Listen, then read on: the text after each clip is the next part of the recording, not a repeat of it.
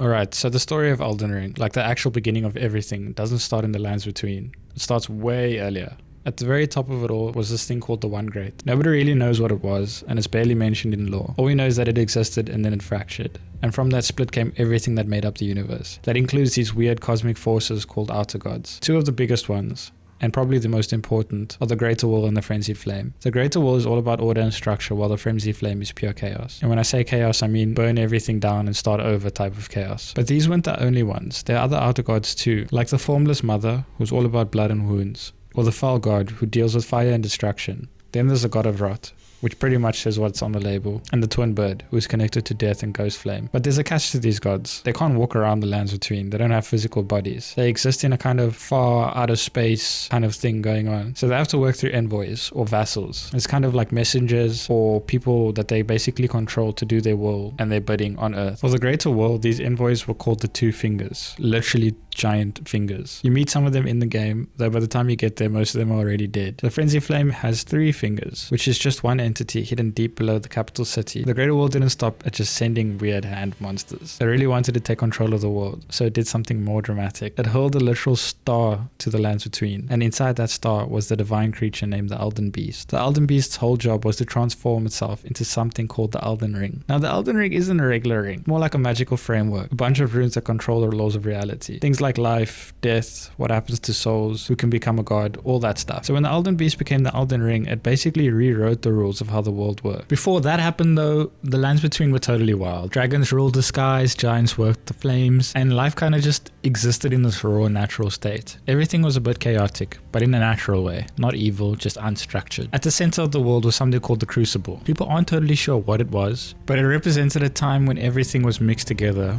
Beast, man, spirit, nature, nothing was separated and nothing was judged. But when the Greater Wall stepped in and the Elden Ring was formed, that all changed. The Erd Tree rose, that massive glowing tree you see everywhere in the game, and it became the new symbol of divine authority. People think that the Erd Tree is actually just a crucible covered in gold, like the Greater Wall put a fancy skin over the raw old world. Either way, the Crucible era ended and the Age of Order began. The Erd Tree didn't just bring light, it brought rules and it brought structure. But that also meant that certain forms of life that had traces of the Crucible, like horns, wings, or tails, were suddenly seen as impure. People born with these traits, like the Omen, were cast out or imprisoned. The old world wasn't just forgotten, it was buried. And to lock all of this in, the Greater Wall needed someone to enforce its laws, someone to act like its god on Earth, and that's where Marika enters the picture. She wasn't just powerful, but she was chosen. The Greater Wall made her its vessel.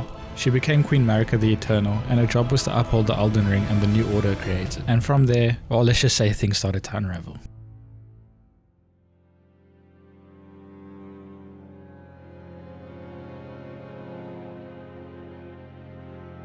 Before she was queen, Marika was from a race called the Newmen, people who came from outside the Lands Between. We don't really know too much about them, but they seem kind of different, kind of special. Anyway, the Two Fingers chose Marika to become the Empyrean, which basically means that she was considered to become a full-blown god. You can kind of think of it as the Greater Wall's shortlist for divine leadership. Now, it's important to keep in mind that Marika wasn't the only one chosen at the time. There was someone else. And just like how the Greater Wall and the Frenzied Flame represent order and chaos, Marika and the Gloam-Eyed Queen kind of mirrored that idea too. Two sides of the same coin. Marika represented life eternal, while the Gloam-Eyed Queen was tied to destined death, the idea that all things must eventually die. Every Empyrean gets a bodyguard, a kind of personal enforcer known as a shadow-bound beast. These shadows are fiercely loyal, beast-like protectors that are bound to serve the Empyrean, unless of course the Empyrean ever betrays the Greater Wall, but we'll come back to that topic. Marika's shadow-bound beast was Malekith, and he wasn't just any bodyguard, he was the most powerful shadow we know of, a huge, ferocious warrior who obeyed Marika without question. Now as for the Gloam-Eyed Queen, we never really learned who her shadow was. In fact, we're not even sure she had one, but we do know she wasn't alone. She led a group of terrifying followers called the Godskins. Yeah, those pricks. The Godskin Apostle and the Godskin Nobles. They served her. These twisted zealots wielded the Black Flame, a type of god-slaying fire born from the Gloam-Eyed Queen's connection to death itself. It was powerful enough to kill gods. But even with that, Marika came out on top. She sent Malekith to face the Gloam-Eyed Queen, and he didn't hesitate. He killed her. Marika took something from her fallen rival, the Great Rune of Death, sometimes called Destined Death, and handed it over to Malekith for safekeeping. He sealed it inside his massive blade, and from that moment on, he was known as Malekith, the Black Blade. This moment was huge. By removing Destined Death from the Elden Ring, Marika created a world where nothing could die permanently. The cycle of death, real, proper, natural death, was broken. Souls lingered. The dead stayed half alive. Everything became kind of stuck. But Marika still had control over death, through Malekith, and if she needed to unleash it, she could. which was a smart move, because this era wasn't exactly peaceful. Now, why exactly she chose to do this is very much open to interpretation. Some say that it could be because she just wanted control over it, and some people said that she wanted to lead into an era where nobody could die, truly. And some people even theorized that she planned on having children, and she wanted to raise them in a world where they could never die, which is kind of ironic considering what happens further down the line.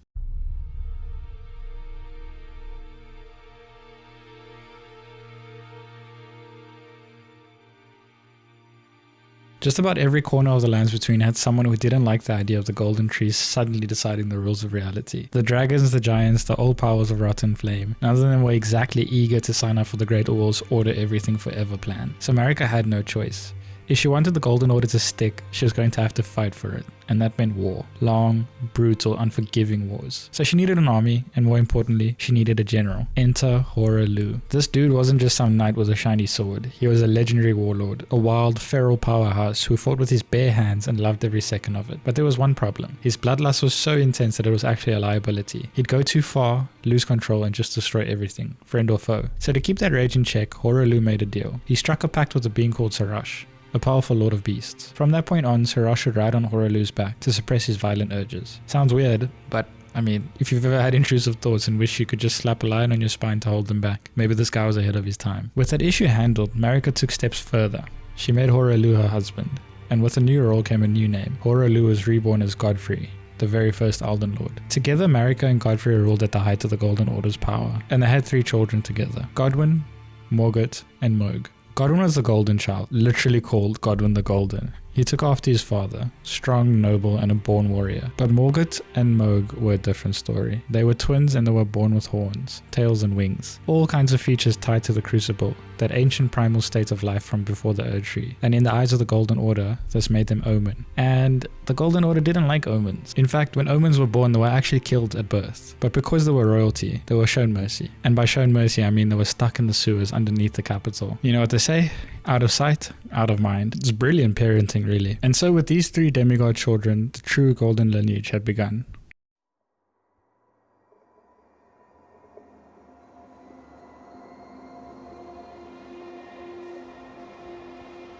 Marika's conquest of the Lands Between met resistance pretty much everywhere, but out of all the threats she faced, none were more dangerous than the fire giants of the north. These weren't just massive brutes, they had serious backing, specifically from an outer god known as the Fell God, and a terrifying weapon: the Flame of Ruin. This wasn't an average flame. The Flame of Ruin was powerful enough to burn even the Erd Tree. So Marika did what Marika does. She sent Godfrey and his armies to deal with it. They marched north to the mountaintops of the giants and waged war. Eventually Marika's side won, and they weren't alone. A powerful group known as the Zamor Knights, who wielded ice magic, helped to tip the scales in their favor. According to the one-eyed shield item description, the Fell God is believed to have been slain by Queen Marika herself. Whether that's true or not, we don't really know. But what is clear is that even Marika couldn't destroy the Flame of Ruin. So instead, they sealed it away, locking it inside a massive forge at the top of the mountain. The fire giants were hunted down and wiped out. All except for one, a single giant left alive, condemned to tend to the flame for eternity, and to guard it from anyone who tries to approach. Another big threat to the Golden Order was the Ancient Dragons. The Ancient Dragons came from a floating island in the sky called Farum Azula. These weren't just big flying lizards, they were immortal. Their scales had some kind of time warping magic baked into them. Not unkillable, mind you, but definitely built different. They were led by Dragon Lord Placidusax, who's described kind of confusingly as having been Elden Lord in a time before the Erd Tree. How that works exactly we don't really know, but it hints at a completely different age of rule before the Greater World got involved. Anyway, the dragons didn't exactly send a polite letter to decline Marika's new world order. They made their feelings known in a much louder way. Enter Grandsax, the largest dragon in recorded history. This giant dragon launched a full-on assault against Leyndell, the capital city. It is the only time in history that Leyndell's walls were actually breached. This is how serious this attack was. Grandsax was eventually slain, but by how or by whom is a complete mystery. But what we do know is that his corpse was completely petrified. Just look up when you're walking through Leyndell and you'll see it. A massive monument to a war that nearly tore the Golden Order apart. But unlike the fire giants, the ancient dragons weren't wiped out. A lot of them died, sure, but some of them survived. Placidusax fled back to Farum Azula, where it still waits for its god to return. Another dragon named Fortisax went one-on-one with Godwyn the Golden. He lost, but instead of finishing him off, Godwyn spared his life, and the two ended up becoming friends. Interesting twist, right? This unexpected friendship is actually what ended the war, and it even led to the rise of an ancient dragon cult, which was later absorbed into the Golden Order's teachings. There was also a mention of a Storm Lord that Godfrey supposedly fought alone, We don't know who the Stormlord was, but a lot of people, myself included, suspected it was Placidusax. After all, Farum Azula is ruled by Placidusax, and the place is constantly swirling with storms suspended in time. So if anyone fits the title of Stormlord, it's probably him. Although this is just a theory. But to support this theory, when we do eventually fight Placidusax in-game, he's missing 3 of his 5 heads. Maybe they were taken by Godfrey during that battle, but whatever happens, it left the Dragon Lord in hiding, and the war between Marika's order and the dragons came to a quiet end. After dealing with the giants and the dragons, Marika really only had 2 more big threats left to clean up. One of them was the Nox, a grey-skinned people who didn't really take kindly to the growing reach of the greater world. They were more than just rebels, they were creators, and what they created was dangerous. They forged mirror helms, made of crystalline glass that supposedly warded off the influence of the greater wall in its 2 fingers. That alone probably would have earned them a permanent spot on Marika's naughty list, but they went a step further. They made the Finger Slayer blade, a weapon said to be capable of actually harming the greater wall and its vassals. Yeah, that didn't go over well. Marika responded by banishing the Nox deep underground. They were exiled to the eternal cities of Nokron and Noxtella, where they've remained ever since, waiting for a future age where they might free themselves from the grip of the greater wall and the other outer gods. With the Nox stashed away, this just left one major obstacle for Marika's complete control: the Carian royal family. The Carians ruled over Liurnia of the Lakes, and they weren't pushovers, not even close. They were powerful enough that 2 full-blown wars broke out between them and the Golden Order, and neither side won. The Carians had their own knights, who wielded powerful sorcery, and their queen Rennala used her lunar magic to bewitch the Academy of Raya Lucaria, which basically meant that she brought the whole magic university under her thumb. With the Carians and the Academy united, the Golden Order couldn't secure clear victory, no matter how hard they pushed. But from all of that chaos, something unexpected happened. A golden warrior named Radagon rose through the ranks leading the armies. Radagon was a symbol of the Golden Order's might, a perfect soldier for Marika's cause. But here's the twist. During all that bloodshed, Radagon and Rennala fell in love. They got married, and just like that, the wars ended. Not with a bang, not with a final siege, but with a wedding. And it worked. Peace returned to Liurnia, and together Radagon and Rennala had 3 children, Radahn, Rykard, and Ranni, each of whom would go on to be major players in the chaos that comes later. Radahn grew up to be an absolute mountain of a man, a brutal warrior just like his father, and also a master of gravitational magic, which is just unfair really. Strength and space magic should not go together. Rykard, on the other hand, well, he fused himself to the world-devouring snake. Ranni took after her mother Rennala more than her dad. She inherited her mother's gift for lunar magic, and eventually became the first person since Marika and the Gloam-Eyed Queen to be chosen by the 2 Fingers as an Empyrean, basically a candidate to become the next god of the Golden Order.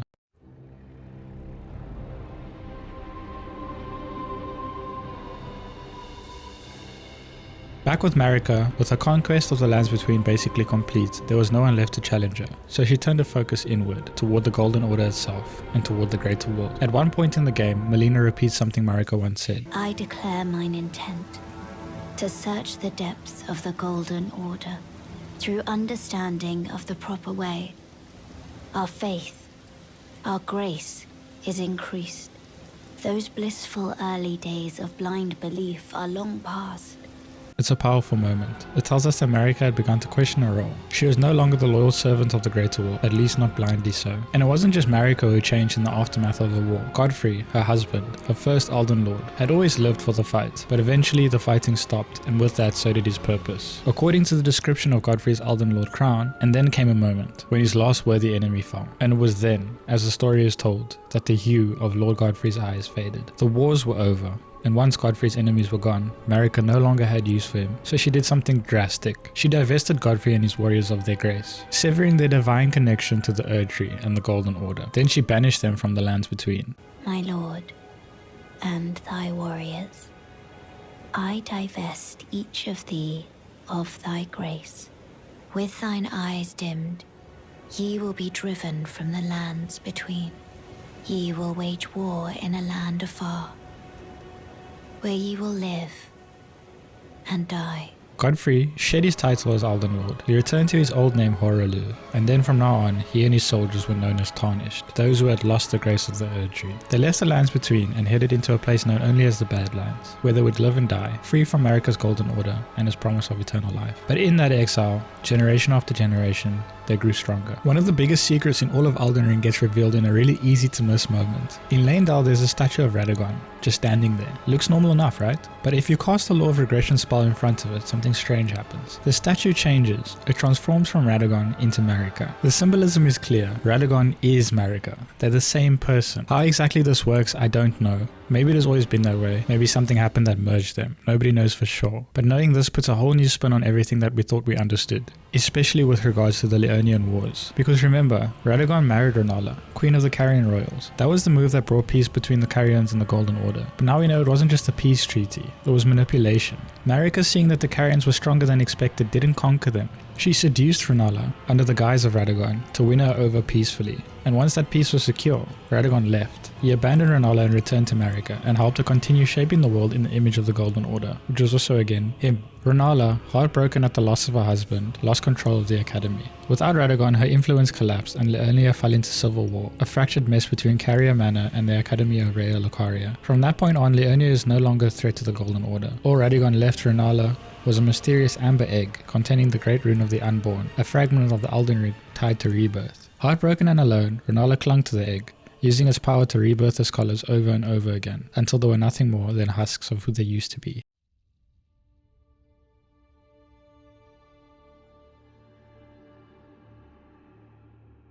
In a rather weird twist, Marika and Radagon, who, let's not forget, are the same person, ended up having 2 more children. Yeah, probably not the best to think about it too much. Those children were the twins, Malenia and Mikela, and because they were technically born from a single divine parent, that came with a couple of big consequences. The first being that Malenia and Mikela were chosen as Empyreans by the 2 fingers. Makes sense, right? Who better to succeed Marika than her own children with herself? The second thing being that both children were born cursed, most likely as a result from an extremely unique birth. Mikela was born with eternal youth, never able to grow into adulthood. Malenia was born with scarlet rot, a disease that slowly eats away at her body no matter how powerful she becomes. At this point, the stage is more or less set for the conflict that will become known as the Shattering. So to summarize everything up until this point, we have Marika ruling over everything with the Golden Order.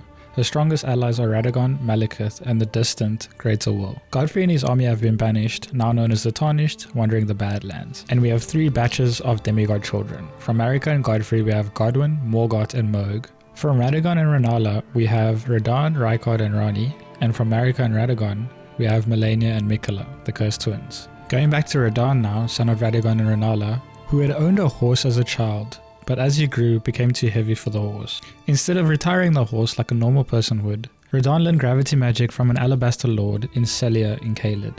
Radahn learned gravity magic in order to lighten himself so that he could continue riding his childhood horse. I also just recently found out that the horse's name is Leonard, for anyone that was wondering. But while studying under an alabaster lord in the sorcerer town Celia in Caelid, he became extremely good at using gravity magic, to the point that he even held back the stars themselves. We don't really know why he did this. It's said that he may have done it to save Celia, his mentor's town, suggesting that some kind of star or meteor would have hit it had he not intervened. Regardless of his reasons, the consequences were huge, especially for one person in particular, his sister Ranni. Ranni, the Lunar Princess, had a deep connection to the stars in the night sky. Her ending in Elden Ring is literally called the Age of Stars. Her whole destiny is tied to celestial movement, and with the stars frozen in place, her fate was locked right along with them. Whether Radahn knew this or not, we don't know, but one thing's for sure. From the moment Radahn conquered the stars, Ranni's path forward was blocked, and as long as Radahn lived, she could never truly bring about her plans. But even with the stars locked in place, Ranni wasn't out of moves. She had a plan. You see, Ranni may have been chosen as an Empyrean by the 2 fingers, but she despised the Golden Order and the Greater Will. She didn't want to follow their path. She wanted to free herself in the lands between from their influence entirely. She didn't have an army, but she had a lot of allies. Similar to Marika and Malekith, Ranni had her own shadowbound beast named Blythe. One night, she ventured to Farum Azula and somehow stole a fragment of the Rune of Death. The very same rune that Malekith, Marika's shadow, had sworn to guard with his life. She didn't waste any time. She took that stolen fragment and gave it to a group of assassins, the Black Knife Assassins, a deadly band of female warriors descended from the Newmen. Through a ritual, she imbued their knives with the Rune of Death, turning them into weapons that could kill gods. That same night, the assassins struck targets across the lands between, all at once. Their goal? To slaughter Marika's kin. Likely lesser demigods spread across generations, but one death stood above the rest, Godwyn the Golden. Marika's firstborn. Godwyn was slain by a group of Black Knife assassins, led by Alecto, the ringleader, and at the exact same time, in a different place, Ranni carved the same death mark into herself. This was no random assassination, it was a ritual, and it resulted in a half-death. Godwyn's soul was destroyed, but his body remained. Ranni's body died, but her soul survived. Godwyn's corpse, a demigod's body with no soul, became the Prince of Death, a grotesque figure that would mindlessly spread death across the world. From his rotting soulless form, the Rune of Death spread like a plague, giving rise to Deathroot, and spawning the undead known as those who live in death. Malekith, shattered by his failure to protect the Rune of Death, fused his black blade to his own flesh, sealing it away so that it can never be stolen again. He took on a new identity, Geraint, the Beast Clergyman, and began recruiting Tarnished warriors to hunt down Deathroot and feed it to him, hoping to slow or stop its spread. As for Ranni, her actions were very deliberate. She explains it herself. I stole a fragment of the Rune of Death and used it to forge the god-slaying black knives through fearsome rite. I did it all. But sadly for thee, the curse mark thou seekest is not to be found here. I have slain the body I was born into and cast it away, and it is upon that flesh the curse mark is carved. By killing her Empyrean body, Ranni freed herself from the Greater Will and the control of the Two Fingers. And in doing so, she triggered a chain reaction. She had murdered Marika's son and set the stage for what would become an all-out war between the demigods.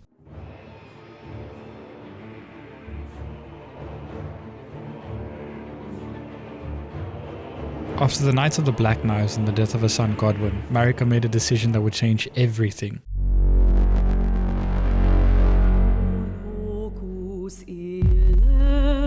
Betus quondum nunc diminuit,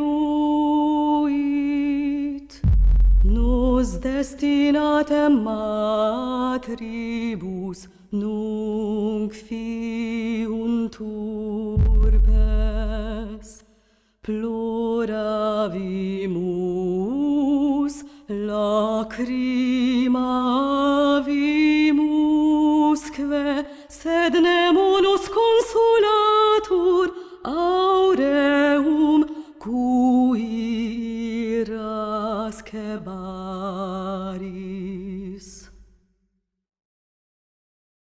She shattered the Elden Ring. The obvious assumption is that she was devastated by Godwyn's death and she acted out of grief. But that's just one theory. Another theory is that she orchestrated the Night of Black Knives herself to begin with. Although I don't really believe in this one, because it's stated in the lore that Radagon attempted to try to fix the shattered Elden Ring. If they were the same person, why would they do that? Unless they weren't as similar as we thought. Regardless of the intent, the Elden Ring was still broken, and the power of its fragments, the Great Runes, didn't stay hidden for long. Demigods across the lands between snatched them up, hoarding power for themselves. For this betrayal though, Marika, and by extension Radagon, were imprisoned within the Erd Tree, sealed away by the Elden Beast. But the damage was already done.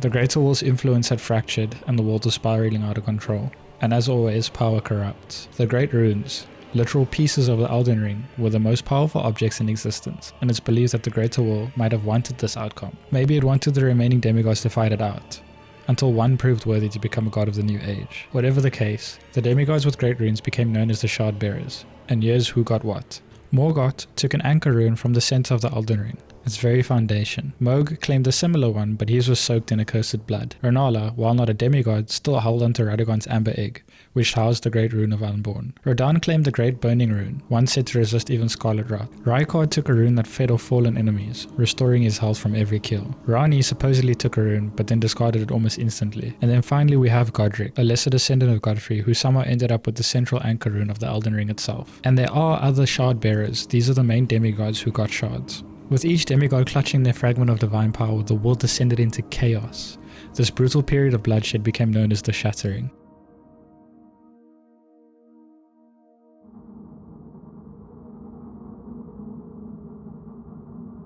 Morgott, still in Leyndell, defended the capital against two major invasions, including one by Radahn. We actually see this in the game's intro. Morgott, disguised as Morgott, leaps down upon Radahn in battle. Based on the fact that Morgott still rules Leyndell during the game's events, we can assume he fended Radahn off. Following this, Morgott launched a counterattack, laying siege to Mount Galma, the stronghold of his stepbrother Rykard. Morgott saw himself as the protector of the Golden Order, and Rykard's blasphemous experiments made him a threat. The assault on Volcano Manor is said to be the most horrific battle of the Shattering. The destruction was so extreme that Rykard's own men began deserting him, disgusted by what they had seen. Still, Rykard survived, albeit more now serpent than man. But the most important campaign of the Shattering, that belongs to Malenia and her brother Miquella. As we know, both Miquella and Malenia were born cursed. Miquella, who is said to be the most fearsome of all Empyreans, spent much of his life trying to cure both himself and his sister. He eventually abandoned the Golden Order's teachings, realizing that they couldn't offer him a path to salvation. Instead, he went down his own path, a new one, and began crafting tools and doctrines to push back against the outer gods themselves. One of his greatest creations was a set of needles made from unalloyed gold, pure, uncorruptible gold that would ward off the influence of the outer gods, including the Greater Will. He gave one of the needles to Malenia in hopes that it would help her resist the spread of her scarlet rot. But that wasn't all. Miquella also watered a sapling with his own blood, trying to grow a new kind of Erd tree, one not tainted by the Greater Wall's influence and powerful enough to heal their curses. This sapling eventually grew into a large, twisted tree known as Miquella's Halig Tree, and then Miquella took things one step further. He cocooned himself inside the Halig Tree, possibly as a way to overcome his curse of eternal youth, or maybe in attempts to help the Halig Tree grow into a true godlike Erd tree. We're not entirely sure what his goal was, but whatever it is, he never got to finish it. Before his plan could come into full fruition, someone cut into the Halig Tree and stole Miquella away, cocoon and all. The culprit who kidnapped Miquella was none other than Mohg. While living beneath the sewers of Leyndell, Mohg was contacted by an outer god, a sinister force known as the Formless Mother, associated with pain and blood flame. Through this disturbing connection, Mohg gained access to incredibly powerful blood flame magic. During the Shattering, Mohg finally escaped the sewers and established Morgott Palace as his own domain, and that's where he took Miquella, still in his cocoon, hoping to use him for something much bigger. Mohg's grand plan was pretty straightforward in theory. Miquella was an Empyrean, someone who had the potential to become a god. He wanted to be Miquella's consort and rise as the third Elden Lord. So he slept beside Miquella's cocoon, made blood offerings, and even had his followers do the same. All in an effort to quicken Miquella's awakening. But no matter what Mohg tried, Miquella would not awaken. Meanwhile, Malenia launched a campaign across the lands between. It's unclear whether or not she pre-planned this conquest or if it was a response to Miquella's abduction. Either way, Malenia and her Cleanrot Knights were unstoppable. They carved a path straight from the Halig Tree, through Altus Plateau and deep into Liurnia. At one point, Godric the Grafted made the extremely poor decision to insult Malenia as she approached. Malenia met him in battle, easily defeated him and forced him to surrender. Then she kept moving. She eventually made it to Caelid, but by this point only one true challenger remained, General Radahn. The two met in the heart of Caelid, in what would become one of the most legendary moments in the game's lore, the Battle of Ionia. We see flashes of it in the Elden Ring story trailer, two peerless demigods clashing in a battle neither could win. Eventually, Malenia, for the first time ever, was forced to unleash the full power of Scarlet Rot festering inside of her. The consequences were devastating. The entire landscape of Caelid was transformed into a festering wasteland. Radahn, despite retreating, was infected, and the Scarlet Rot ate away at his mind, leaving him a mindless, ravenous beast with no hope or drive left for him to claim the throne. Malenia collapsed shortly after the Rot's release, falling into a coma on the battlefield. One of her loyal knights recovered her body and brought her back to the roots of the Halig Tree, where she lay waiting for Miquella's return.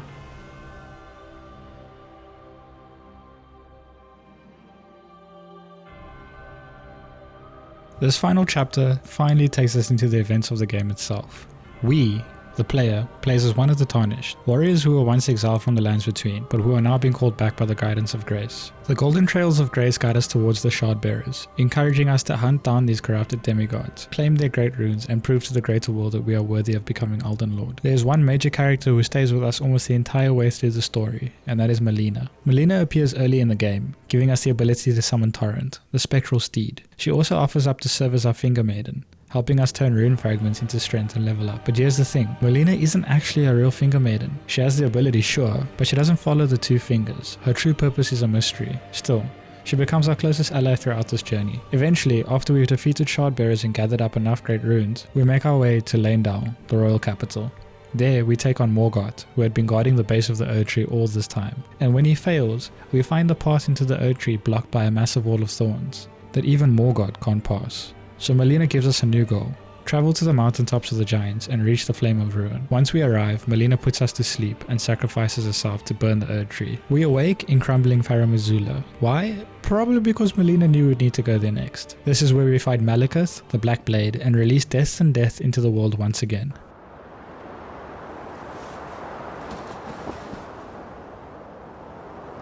Oh, death. Become my blade once more.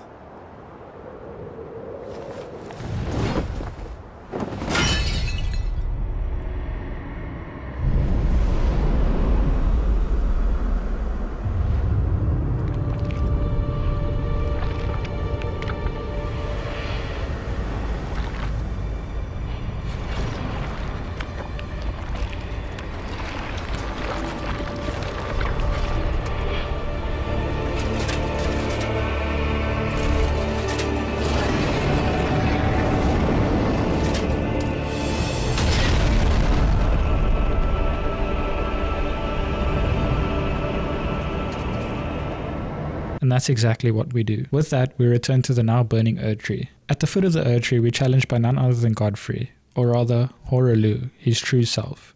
And like us, he's tarnished. It's very likely that Hoarah was also guided by grace and fight to become Elden Lord once again. After a difficult battle, you eventually beat Hoarah and enter the Erd Tree. Inside, we find Queen Marika, still trapped in her prison, but by our approach, she's freed, and immediately transforms into Radagon, her other half. After a brief but intense fight, you beat Radagon, and then comes the final trial, the Elden Beast, the embodiment of the Elden Ring and the will of the Greater Will itself. We defeat it, and we end the age. What happens next is very much determined by the choices you made throughout the game. There are 6 distinct endings to Elden Ring, those being the Age of Fracture, the Age of Duskborn, Age of Order, Blessing of Despair, Lord of Frenzy Flame, and Age of the Stars. If you're a simp, you probably win with Age of the Stars. If you guys would like, maybe we could make a video about the different endings in Elden Ring. But for now, we've come to the end of the video. If you made it this far, thank you. Seriously, it means a lot that you guys are sticking around and watching these videos. I honestly love making these videos, and I hope you guys love it as much as I do. Hopefully we can get a video out for the Shadow of the Erd Tree soon. I'm very excited for that. With that all being said, thanks for watching, guys, and may grace guide you.